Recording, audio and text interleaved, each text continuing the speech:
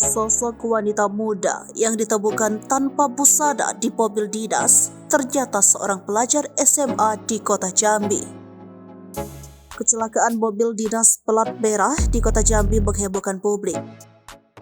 Sebab mobil yang dibeli dengan uang rakyat itu digunakan bukan untuk keperluan pekerjaan dinas. Justru kendaraan tersebut dikemudikan seorang pelajar bersama dengan teman wanitanya. Lebih mencengangkan karena perempuan yang ada di dalam mobil itu ternyata tidak berbusana saat terjadi kecelakaan tunggal tersebut.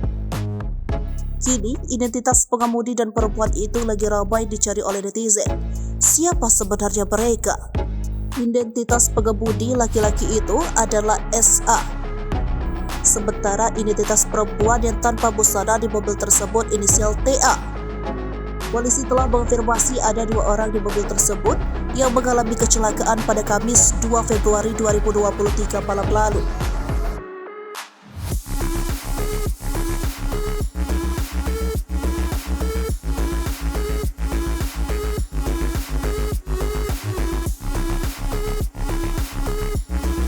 Informasi yang dihimpun 2 orang itu berstatus pelajar SMA yang sekolah di kota Jambi. Mengapa mereka bisa sampai menabrak tiang papan reklame yang ada di tengah jalan? Benarkah ada pengaruh narkoba?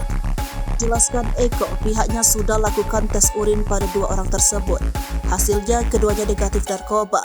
Dan keterangan petugas di lapangan mereka juga tidak dalam pengaruh minuman beralkohol.